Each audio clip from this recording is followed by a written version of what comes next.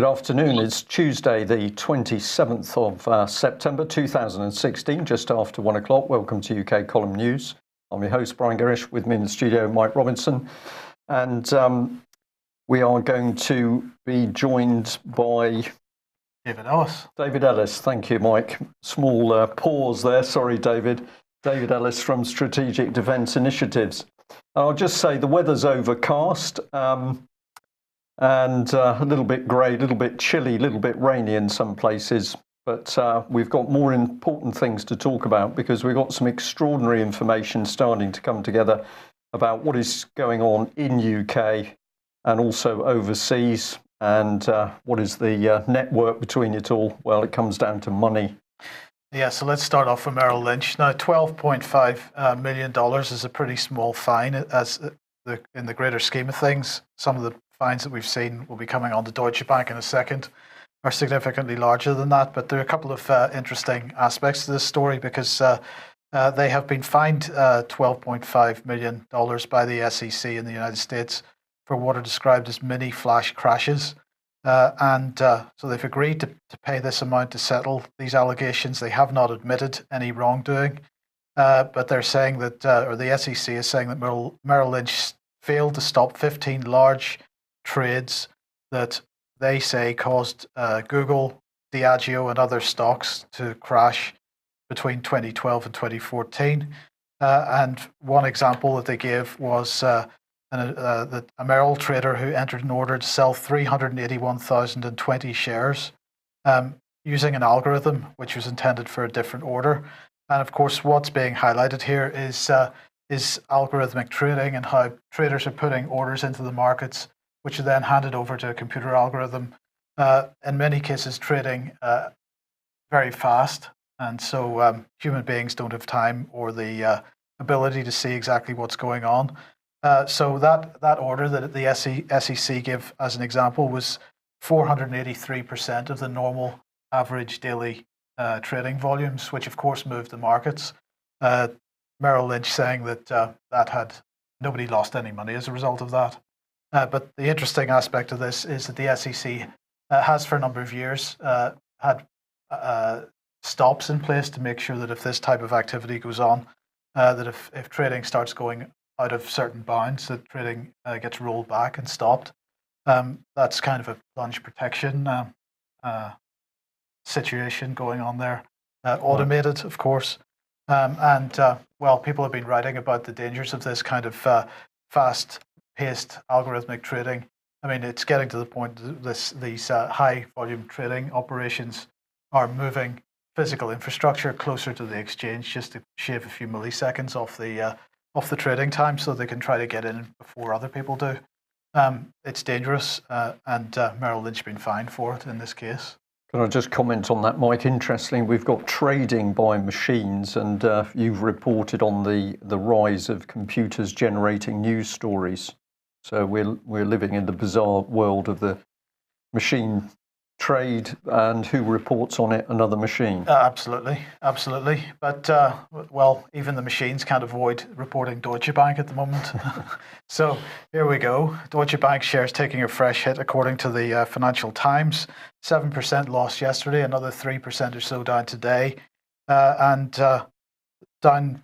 Well, they had bounced. Dead cat bounce, I think, from their 1983 lows today, and that was being described as the Clinton effect after what everybody was assuming was her win in the debate last night.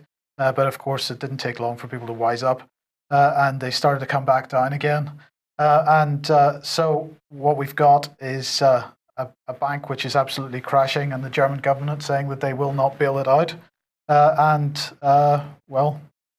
an awareness in the markets that Deutsche Bank is screwed, shall we say?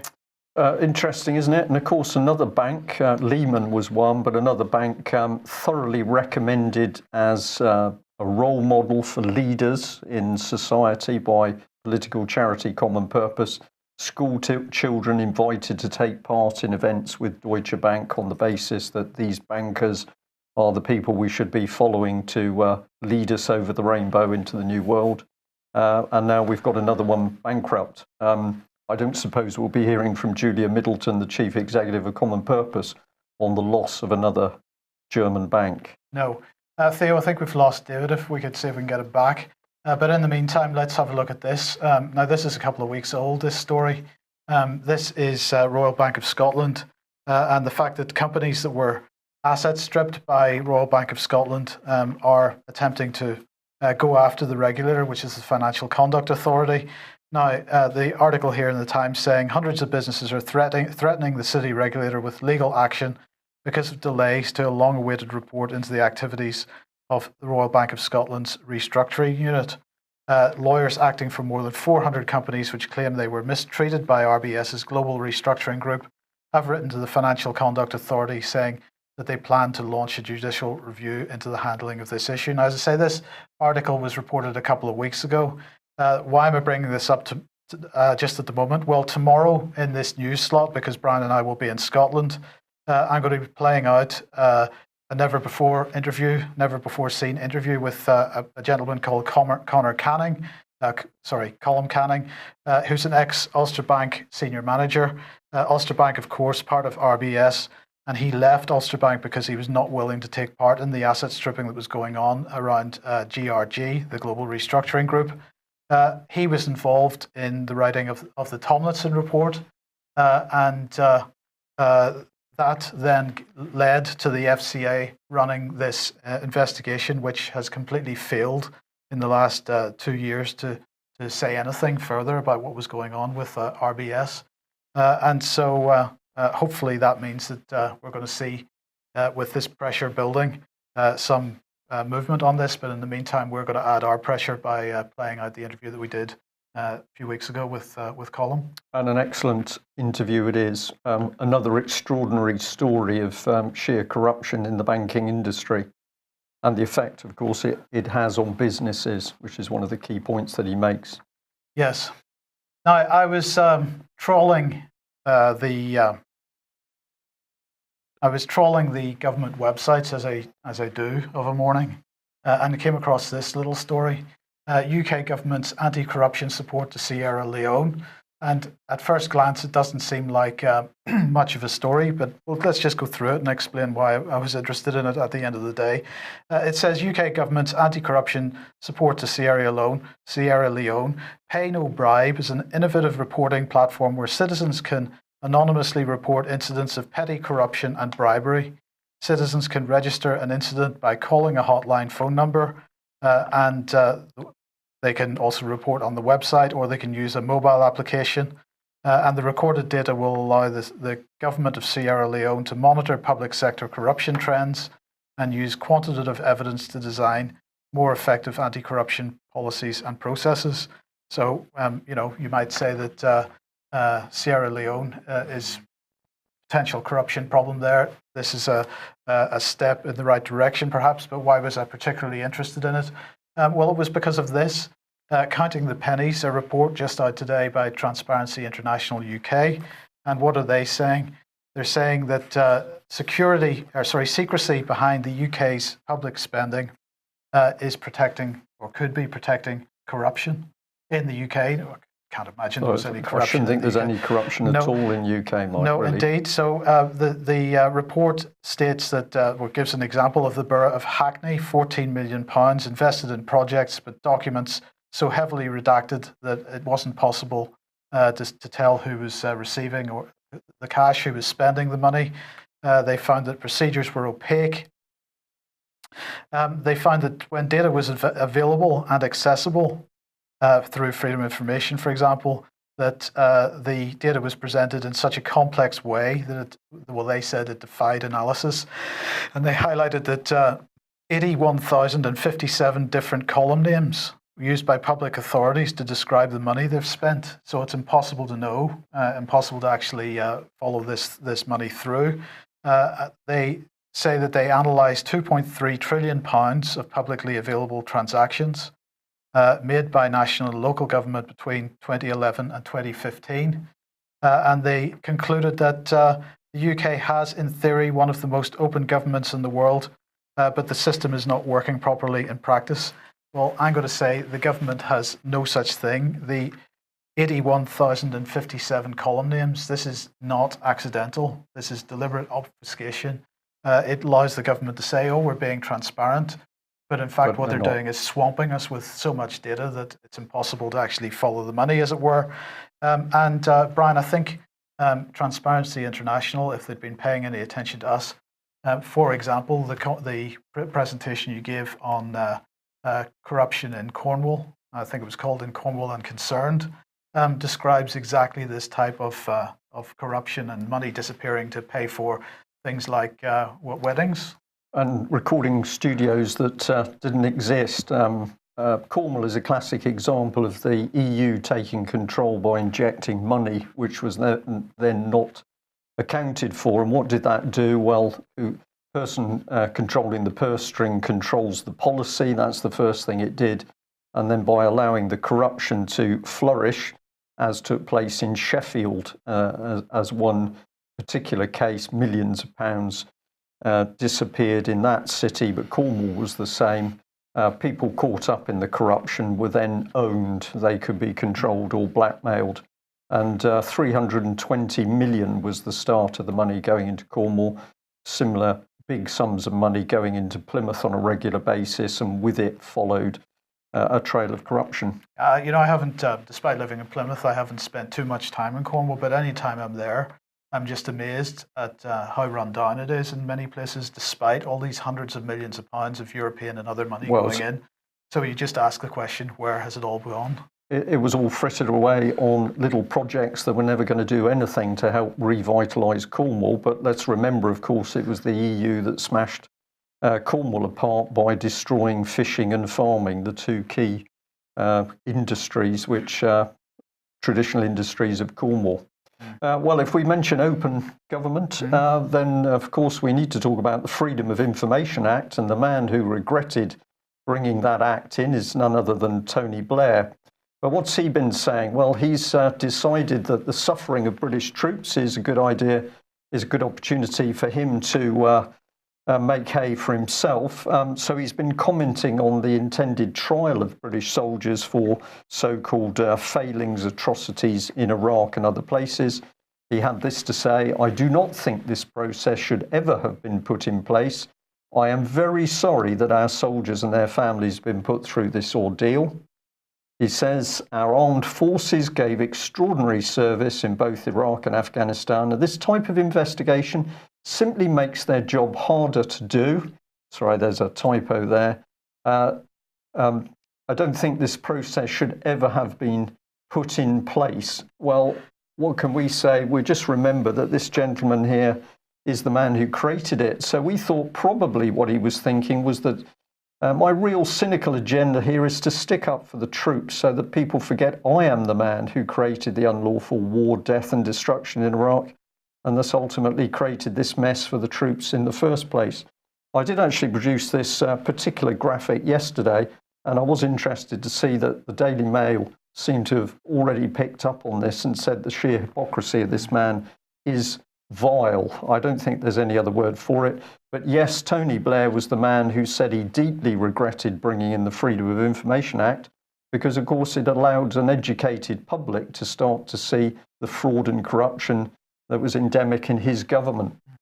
Well, let's have a look at our politicians at the moment, and let's go back to an article in our local Plymouth Herald.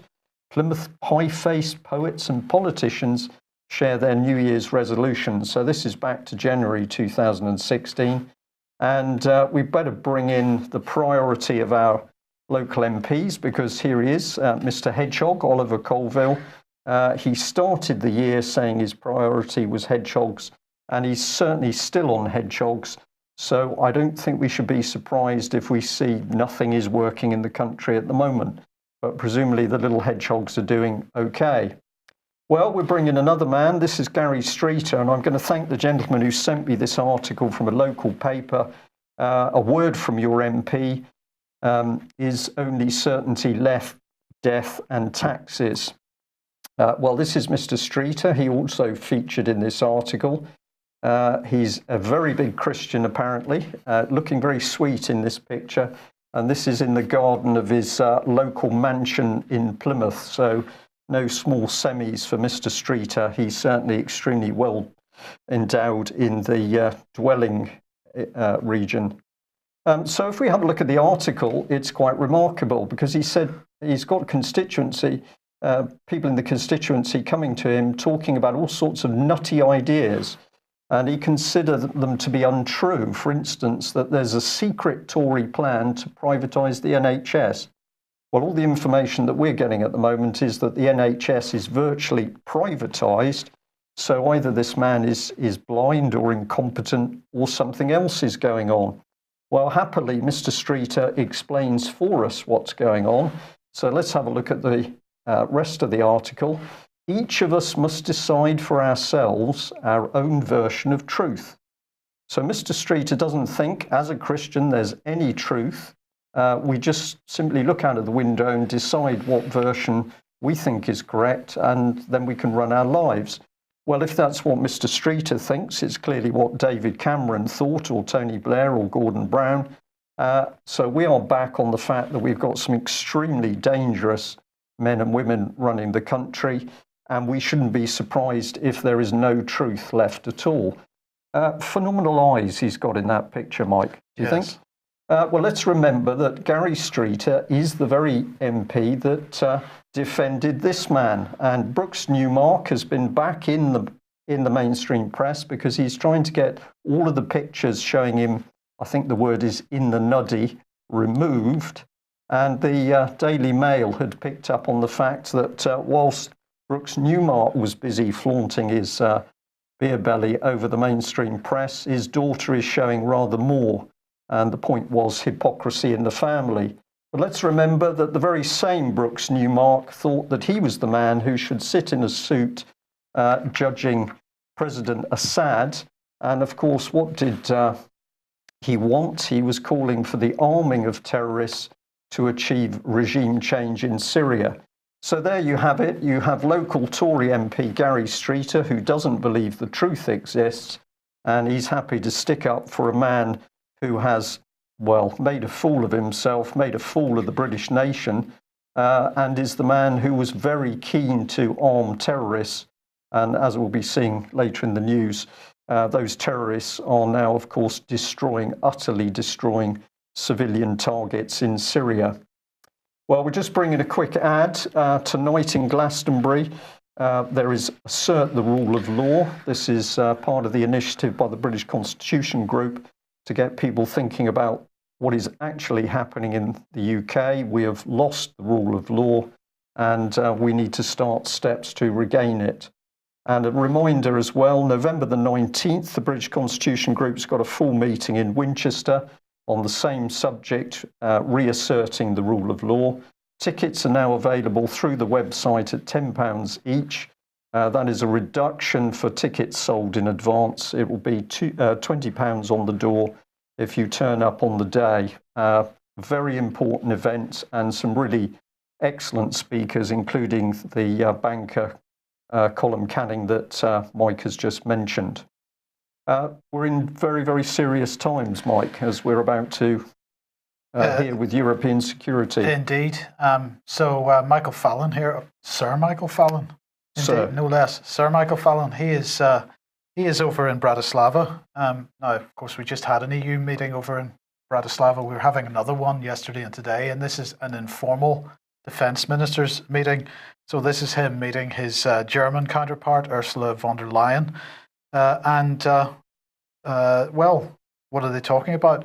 Well, what he's saying across many of the British mainstream papers today is that the UK is going to oppose any attempt to create an EU army, because he says that would, quote, undermine the role of NATO. Okay, so that's a key point. Fallon saying that he's going to oppose an EU army because that is going to undermine NATO. He's saying that NATO must remain the cornerstone of our defence and the defence of Europe. And he's saying we're not going to continue to oppose the... We are going to continue to oppose any idea of an EU army or an EU army headquarters, which would simply undermine NATO. So that's actually a very clever form of words there. What he said is but we are going to continue to oppose any idea of an EU army or an EU army headquarters which would simply undermine NATO. So it's heavily qualified, this opposition to the EU army. So what's this meeting about? Well, it comes following the Three Stooges here. That's Jens Stoltenberg, the head of NATO in the middle, Donald Tusk on the left, one of the EU presidents, and Juncker on the right, the other EU president. And they issued a joint EU-NATO declaration following the Warsaw Summit in June this year. And that said that they were going to have substantial cooperation between NATO and the EU. They considered them to be unique and essential partners, that this partnership was established more than 15 years ago, and that this partnership contributes to the Euro-Atlantic security, that they intended to develop coherent, complementary and interoperable defence capabilities of EU member states and NATO allies, as well as multilateral projects. They're going to facilitate a stronger defence industry and greater defence research and industrial cooperation within Europe and across the Atlantic. And cooperation in these areas is a strategic priority, is what they were saying at the time. So this morning there was more discussions on this. And, Federica Mogherini, who is effectively the European Foreign Minister, met Jens Stoltenberg, and they had a very close embrace as they got out of the cars. At least they've got their clothes on, Mike. That's all I could say. The way they were going, I don't think it was going to be that way for too long. I'm not quite sure what happened once they went in the building, but that's. They then went in front of television cameras and gave a bit of an opening statement. They absolutely, the message from the EU and from NATO is that stronger EU defence makes NATO stronger. So let's remember what Fallon said. We are going to continue to oppose any idea of an EU army or an EU army headquarters, which would simply undermine NATO. But it's absolutely clear from what Mogherini and Stoltenberg are saying that is not going to be the case. So, David, have you got any thoughts on this? Yeah, it's very straightforward. There's this informal nonsense. It's not informal. This is where they're obviously going to thrash the thing out properly. So you've got NATO going into atrophy. The EU military union is forging ahead at great speed, and they've already told everyone there what the sort of game is. We want to get control of all the money flows, policy flows, industrial procurement, and the capital budgets. So for Fallon to say that he's opposing this is complete nonsense, because he's just, he's really been caught out. The balloon, the balloon's gone up, and he's realised he's in dangerous water, because for quite some time under Cameron, either during the coalition or not on this recent parliament, his sole work has been about intertwining us. And that's what's been going on. That's the whole purpose of all the reviews, the cuts, and the interoperability and everything he's talked of. So him to say that he's vetoing it is a complete nonsense. We've already got that from John Redwood last week, that confirmation there. There's a huge amount of intertwining between our armed forces. So to then say that he will then oppose it is just nonsense. He's not going to be able to stop it. He's absolutely, none of his ducks are lined up properly. This is almost like he's giving everyone a self-fulfilling press announcement here of his own demise and condemnation. So to then go on to say about the formation, it's forming up in front of us, that's blatant, and to say about the HQs, well, this is complete tosh, because I already know for a fact via 3 senior officers from the Royal Navy that the HQs are already built. So this is just complete and utter, some sort of Paul Daniels magic trick. This isn't, they're trying to delude the public. Those HQs are already built. They're just ready to be switched on once they get political agreement. So Fallon's in real hot water with this, and so is the government, because they're going to feel the political whiplash from the public once the truth comes out. And, all these Cruyff turns or whatever they think they're doing with these statements they keep making, these political Cruyff turns, they're just not going to wash. Right, David, just to get some more comment from you on this, I just wanted to highlight a couple of quotes here from after their meeting. because they had a sort of press gathering. And Stoltenberg said there's no contradiction between your strong European defence and strong NATO. Actually, it reinforces each other. The importance is that we avoid duplication, that it is complementary. And then Mogherini went on to say that they had found common ground on the need to strengthen European defence cooperation and in full complementarity with NATO.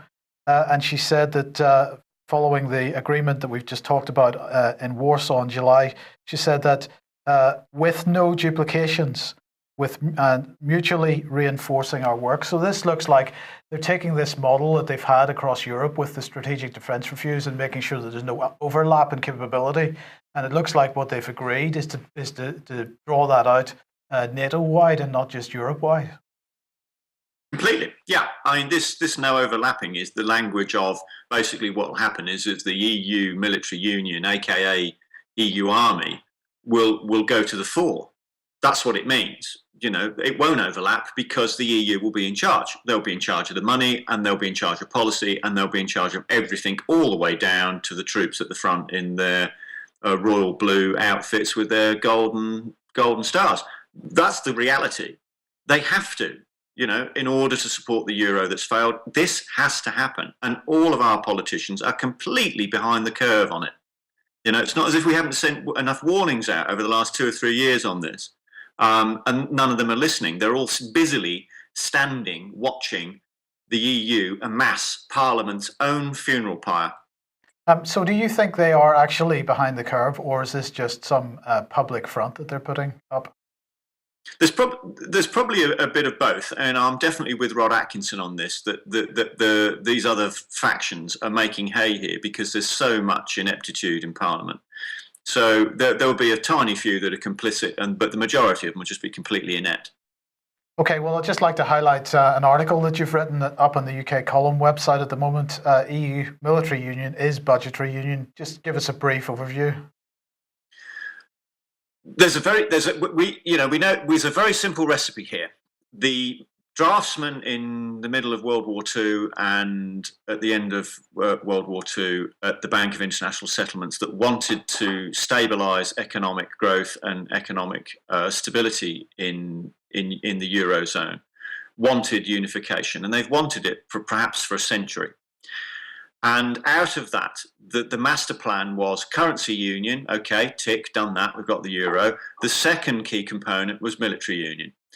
And we've been fudging around that now for 60 or 70 years because nobody wants to come clean with it. It's a political hot potato. It's very difficult to get. They knew, they were not stupid. They knew it was going to be incredibly difficult to get the general public to swallow it, considering 2 world wars, what that would actually mean. So you've got this democratic variance between the people and the banks and the powers that be. So the reason they want the military union is because it instantly gives rise to the treasury and the powers then of a treasury in the EU zone. So that's tax. So in effect, what we'll do is we will surrender Her Majesty's Armed Forces and all that goes with them, and we will then pay again. This is a double whammy.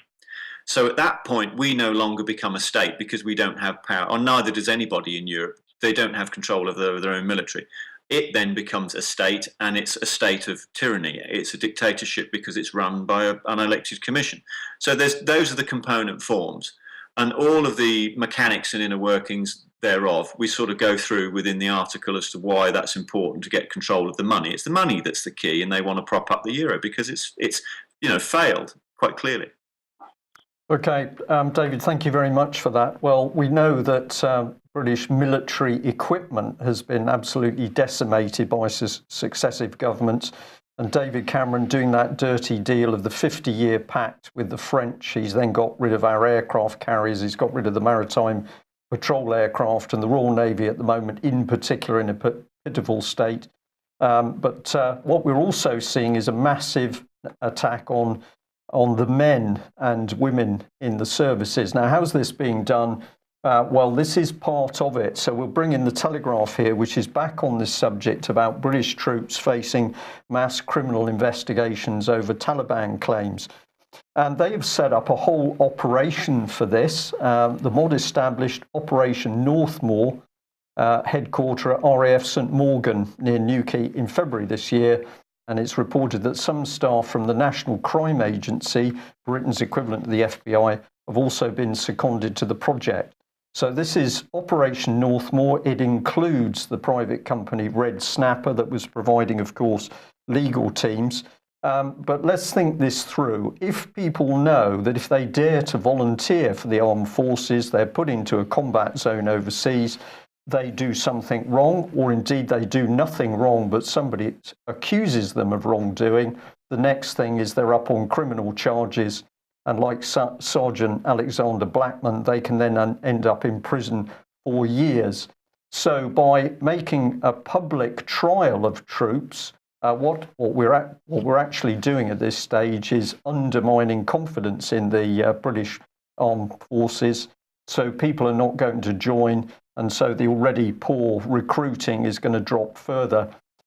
David, it is fascinating. I want to say a bit more about it, that this operation should have been put into being in RAF St Morgan, the very base which we identified together with your good self on UK Column before any other national media outlet had got near it. Absolutely. 10 out, all credit to UKC, Brian, Mike, everybody there at the team.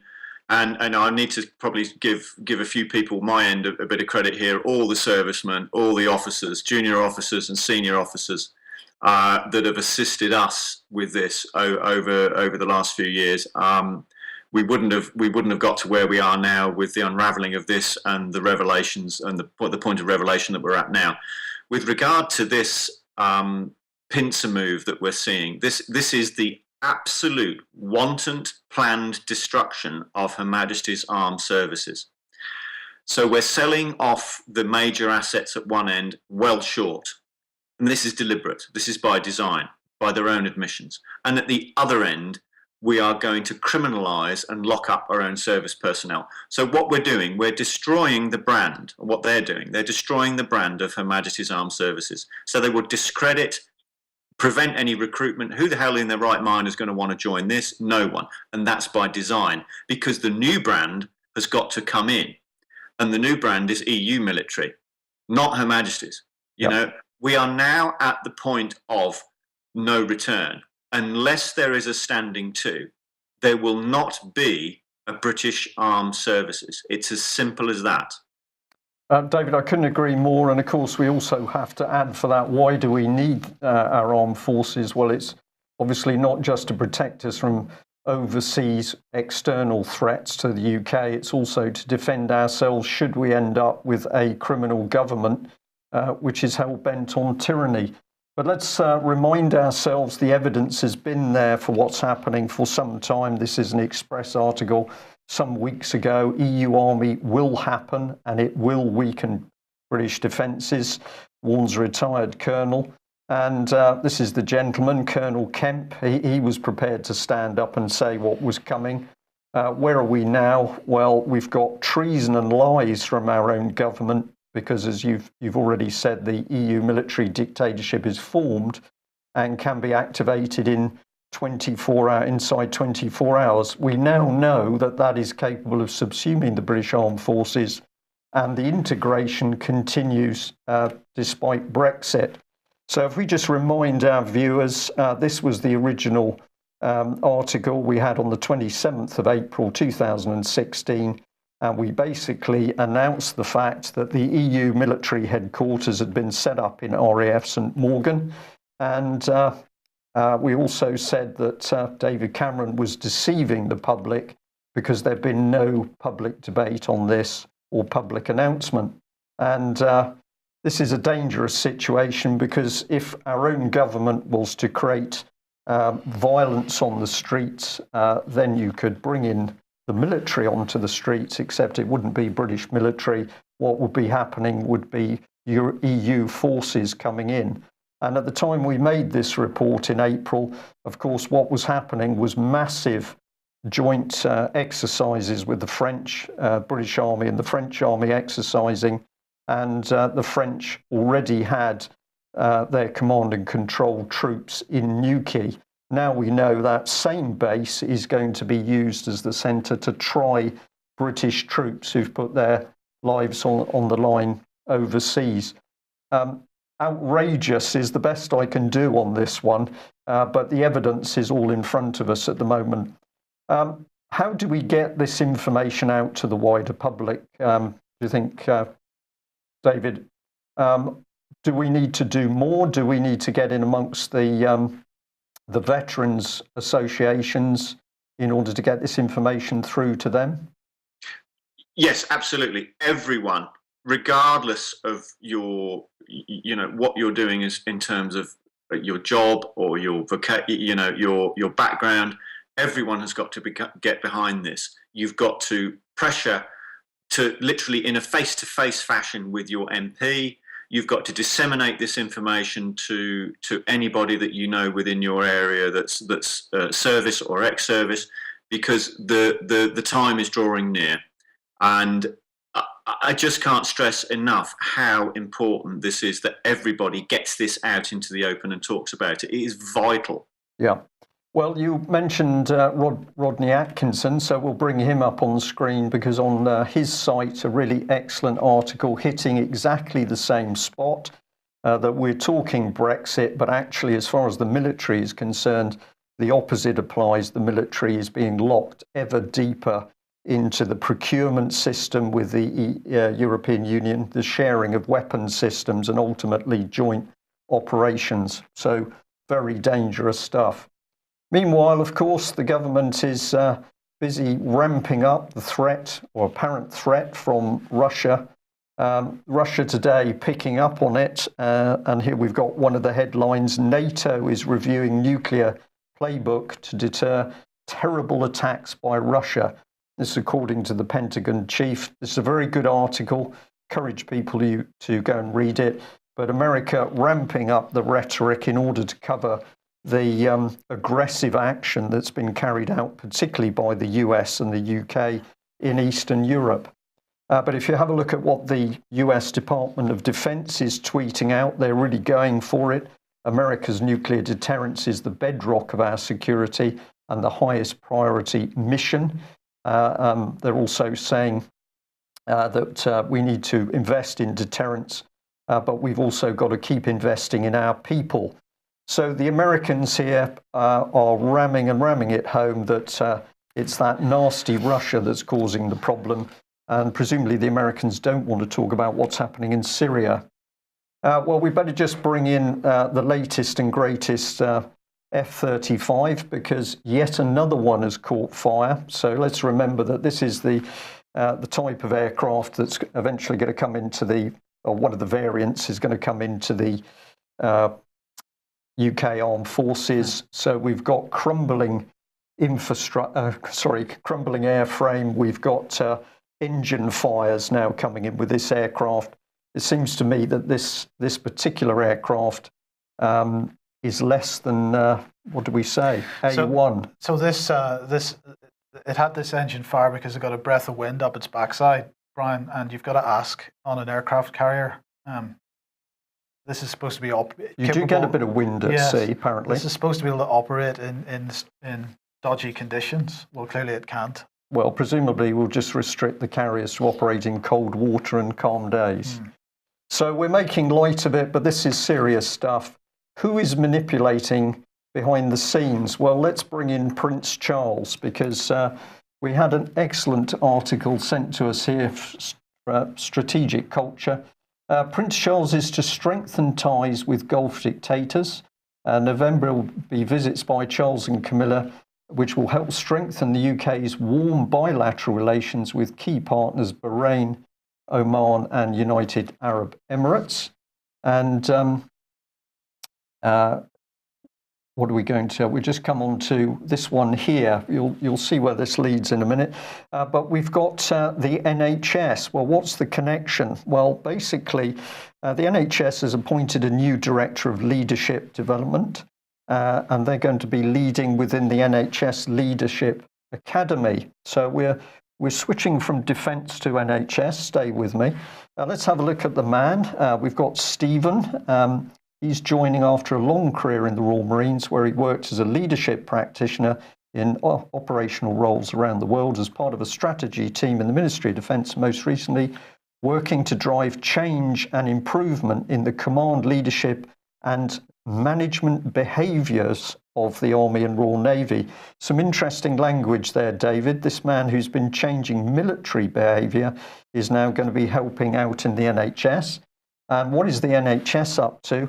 Well, we're all delighted to learn that they've set up a memorandum of understanding that they're going to be working with Saudi Arabia, well known for its excellent medical and humanitarian skills.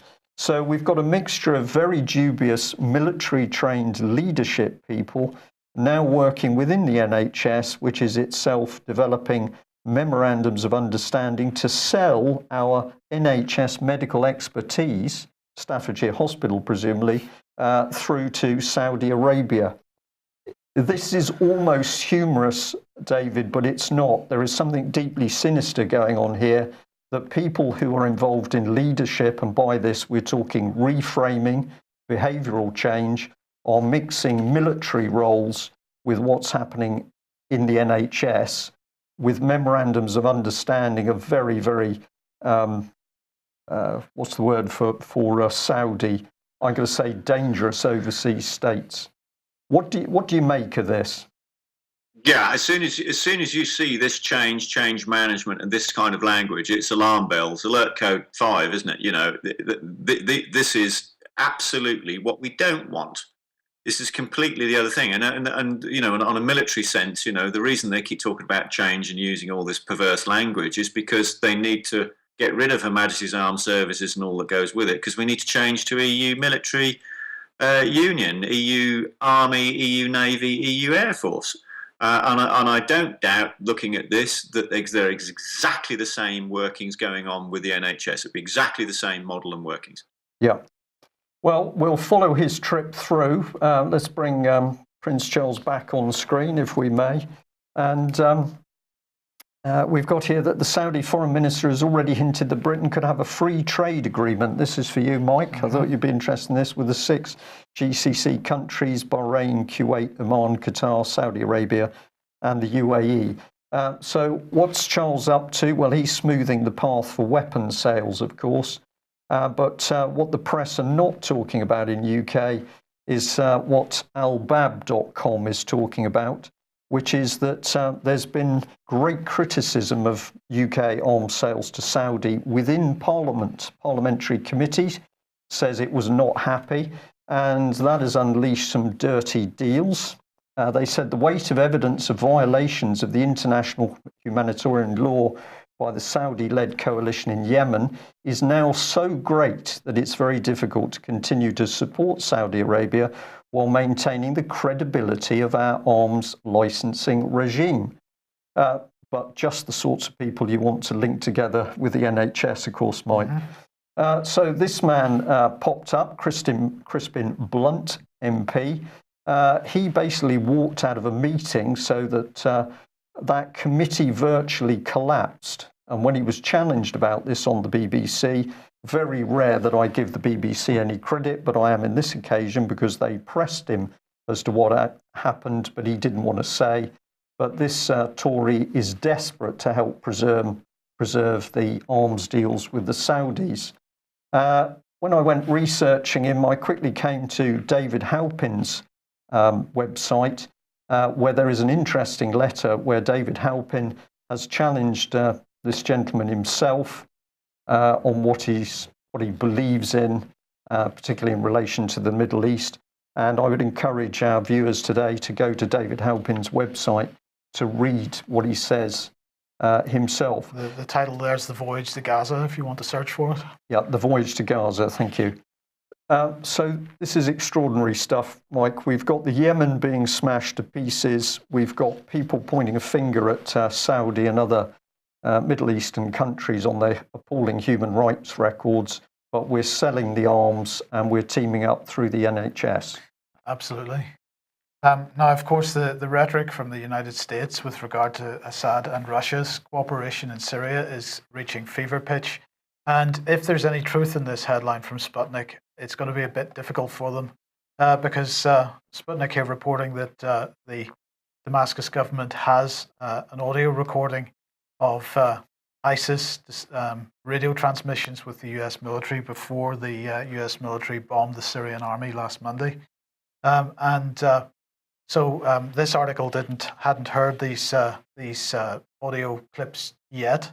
They're to be released later today if they haven't been while we've been on air. So I'm looking forward to hearing those. And if it's true, it's going to be pretty embarrassing for the United States. Yeah.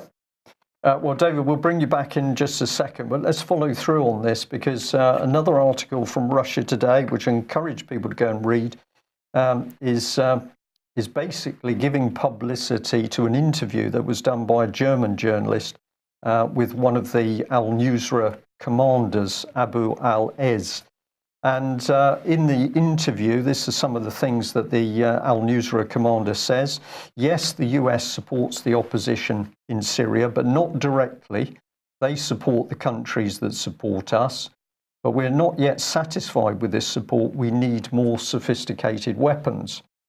And this one is quite telling. Jabhat al-Nusra won battles thanks to TOW anti-tank rockets. Now, this is relatively old technology, but in terms of what may be available in the Middle East, it would be leading edge. Due to these rockets, we reached a balance with the regime. Our tanks came from Libya via Turkey, joined by the multiple rocket launchers. So there's the clue. David Cameron, of course, smashed Libya apart. Where did the weapons go? Well, here we can see they've gone straight into the hands of al-Nusra.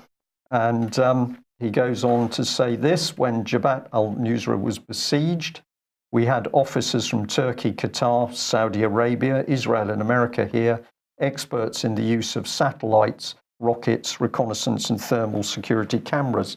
So the message is very clear that basically it's the assistance, particularly of the United States, but also the Saudis and Israel, that are funding the terrorists and equipping the terrorists in order to overturn the Assad regime. David, if the glove was on the other hand or the boot was on the other foot, we would be screaming about this. But we've got the West funding and equipping terrorists and describing them, as we said yesterday, as rebels. It's outrageous. It is outrageous because the proliferation is only geared for one thing, and we've got a three-quarter global currency war going on, and that's ultimately what's at the base of this, or at the top of this, whichever way you look at it. So the whole problem here is that they need to shore up the currency, the dollar. So that's why it's intertwined with Saudi and the oil. Oil, dollar, oil. That's that relationship tick. And the problem we've got here in Europe is that that's obviously intertwined with the dollar, and they need their military union in order to prop up the euro. So this is why we've got this catalyzing exacerbation out here in Syria. They've used Syria as the soft touch, can get away with that. So they're fanning the flames out there and hoping that they can, as a result of it, give birth to their military union. Now, they might need to go a bit further because it's not actually working at the minute. It's stalling. We've had Brexit. There's a lot of ex-senior officers voicing concerns about what this will actually mean for our country and all the other countries. So the whole problem will be is they can't get their own way at the minute. We haven't quite given birth to the European military construct. What do we need to do? Well, we need a bit more trouble. So just a little engagement with Russia, not a too big one, but a little engagement, and that would be enough of an argument with all the propaganda machines that they've already got out there to give birth to it. So we're pretty much, actually, as far as peoples in the West, now relying upon Mr. Putin's discretion. Because he could go the other way with this. He could go, well, you're not having a little war. I'm going to give you a bloody nose because I'm fed up. We could be back to almost at the Cuban Missile Crisis here, where, are we going to start using nuclear depth bombs at sea again on Russian squadrons if things start getting a bit twitchy? Is that the level of proliferation we're going to get to? So it's very, very worrying times. I think with the stuff that's coming out now, we're looking at almost as if the West is on DEFCON 2. Thank you. I pause because this is exactly how serious the situation is. David, thank you for all of that excellent analysis. And I'm just going to end by saying if our wider audience is still not sure what the problem is in UK, let's just have a look at key figures in the Labour conference. And here we are. Who did the media focus on? Eddie Izzard. And he was crying, tears welling up apparently over the death of Joe Cox. I don't see any tears welling up for the thousands and thousands, the hundreds of thousands of children who've died in the Middle East as a result of Western political agenda. But men in pink berries and lipstick helping to run the country. I think I can understand what's going wrong. That's it for today. David, once again, thank you very much for joining us. We will be away for 2 days. So for tomorrow and Thursday, normal services resumed on Friday. And as Mike has said, we'll be showing other material. Thank you. Yeah. For tomorrow and Thursday. Thanks very much for joining us. We'll see you Friday. Bye-bye. All right.